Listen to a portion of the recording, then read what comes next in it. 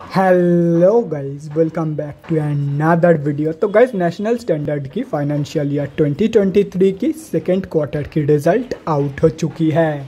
तो गाइस, इस वीडियो में हम लोग यही देखेंगे कि कंपनी ने सितंबर क्वार्टर में कैसी परफॉर्म की है, क्या क्या पॉइंट्स इम्प्रूव हुई है एंड कहाँ कहाँ पे कंपनी ने डिटोरिएट की है, और कंपनी के फंडामेंटल्स भी चेक करेंगे और समझेंगे कि क्या ये कंपनी पैसे लगाने लायक है या नहीं।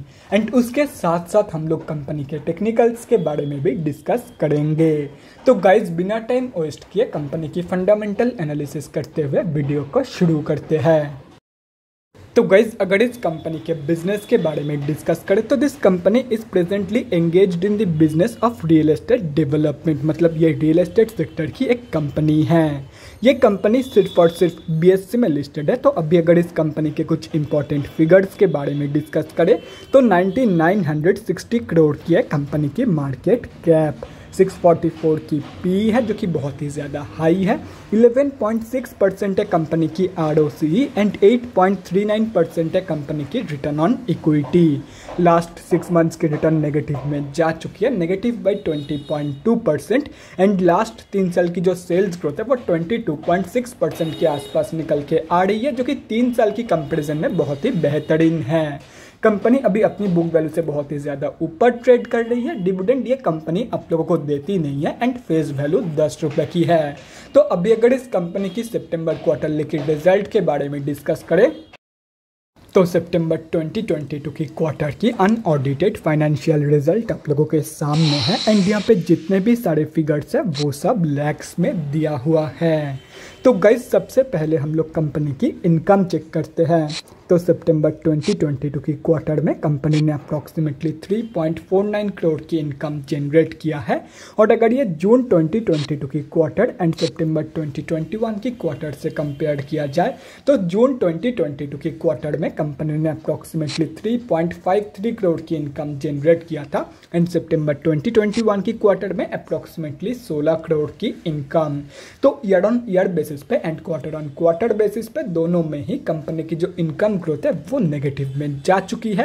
एंड अगर देखा जाए तो सितंबर 2021 की क्वार्टर की कंपैरिजन में कंपनी ने हाफ से भी कम इनकम जनरेट किया है इन सितंबर 2022 की क्वार्टर। तो अभी अगर इस कंपनी की नेट प्रॉफिट मतलब प्रॉफिट आफ्टर टैक्स के बारे में डिस्कस करें तो सितंबर 2022 की क्वार्टर में कंपनी ने अप्रॉक्सीमेटली 77 लाख रुपीस की प्रॉफिट जनरेट किया है। जून 2022 की क्वार्टर में कंपनी ने अप्रॉक्सीमेटली 1.56 करोड़ की प्रॉफिट जनरेट किया था एंड सितंबर 2021 की क्वार्टर में अप्रॉक्सीमेटली 10.35 करोड़ की प्रॉफिट। तो again year on year basis पे and quarter on quarter basis पे कंपनी की जो प्रॉफिट ग्रोथ है वो नेगेटिव में जा चुकी है। लेकिन अगर देखा जाए तो कंपनी की जो प्रॉफिट है वो प्रॉफिट है सितंबर 2022 की क्वार्टर की वो ना के बराबर निकल के आई है कंपेयर टू जून 2022 एंड सितंबर 2021 की क्वार्टर। एंड ये सिर्फ और सिर्फ कंपनी की हाई एक्सपेंसेस ग्रोथ की वजह से हो रहा है, जैसे कि यहाँ पे आप लोग देख सकते हो। जितना कंपनी की इनकम कम हो रही है उससे कई गुना ज़्यादा कंपनी की एक्सपेंसेस ग्रो कर रही है, इसीलिए कंपनी की प्रॉफिट की ऐसा हालत है। और रही बात कंपनी की ईपीएस की मतलब अर्निंग पर शेयर की, तो ईपीएस की जो ग्रोथ है वो भी कंपनी की प्रॉफिट ग्रोथ की तरह ही है। ये ग्रोथ भी कंपनी की नेगेटिव में जा चुकी है in both year on year basis and quarter on quarter basis. And अगर मेजरली देखा जाए तो ईयर ऑन ईयर बेसिस पे तो कंपनी की जो ग्रोथ है वो हाफ हो चुकी है, कंपनी की जो परफॉर्मेंस है वो हाफ हो चुकी है, चाहे वो प्रॉफिट में देखा जाए, अर्निंग्स पर शेयर मतलब ईपीएस में देखा जाए या तो फिर इनकम में। टोटल जो फिगर्स है वो हाफ हो चुकी है, हाफ से भी कम हो चुकी है इन सितंबर 2022 की क्वार्टर कंपेयर टू सितंबर 2021। तो ओवरऑल जो रिजल्ट है वो बहुत ही ज़्यादा बेकार निकल के आई है। कंपनी ने हर एक जगह पे डिटोरिएट किया है, प्रॉफिट मार्जिन में डिटोरिएट किया है, टोटल इनकम में, सेल्स में डिटोरिएट किया है, प्रॉफिट में डिटोरिएट किया है, ईपीएस में भी डिटोरिएट किया है। हर एक जगह पे कंपनी ने कम या ज़्यादा नेगेटिव ग्रोथ ही दिखाई है। तो ओवरऑल जो रिजल्ट है वो बहुत ही ज़्यादा बेकार, बहुत ही ज़्यादा गंदा निकल के आई है। तो गाइज, अभी अगर इस कंपनी के बैलेंस शीट के हेल्थ के बारे में डिस्कस करें तो हाफ ईयरली बेसिस पे कंपनी की रिजर्व इंक्रीज हुई है, मतलब बैलेंस शीट की हेल्थ इंप्रूव हुई है on half yearly basis. And अगर ओवरऑल भी देखा जाए तो कंपनी के पास लिटरली जीरो डेट है, मतलब ये एक टोटली डेट फ्री कंपनी है। एंड कंपनी के पास पॉजिटिव 218 करोड़ की कैश फ्लोज मौजूद है। तो ओवरऑल जो बैलेंस शीट की हेल्थ है वो भी बहुत ही ज़बरदस्त है। तो अभी अगर इस कंपनी के कैश फ्लोज के बारे में डिस्कस करें तो कैश फ्लोज की जो कंडीशन है वो भी इंप्रूव हुई है ऑन FY 2022। FY 2021 में कंपनी के पास -2 करोड़ की कैश फ्लोज मौजूद थी, जो कि अभी इंप्रूव होकर पॉजिटिव में आ चुकी है। एंड अभी कंपनी के पास पॉजिटिव 1 करोड़ की कैश फ्लोज मौजूद है। और रही बात कंपनी की शेयर होल्डिंग पैटर्न की, तो गाइस सितंबर क्वार्टरली की शेयर होल्डिंग पैटर्न अभी तक आउट नहीं हुई है, लेकिन अगर जून क्वार्टरली की शेयर होल्डिंग पैटर्न देखा जाए तो अकॉर्डिंग टू जून क्वार्टर की शेयर होल्डिंग पैटर्न इस कंपनी में प्रमोटर्स की होल्डिंग है 73.94% एंड पब्लिक की होल्डिंग है 26.06%। एंड अगर पब्लिक में देखा जाए तो गाइस यहाँ पे आप लोग देख सकते हो पब्लिक में कई सारे बड़े रिटेलर्स की होल्डिंग है।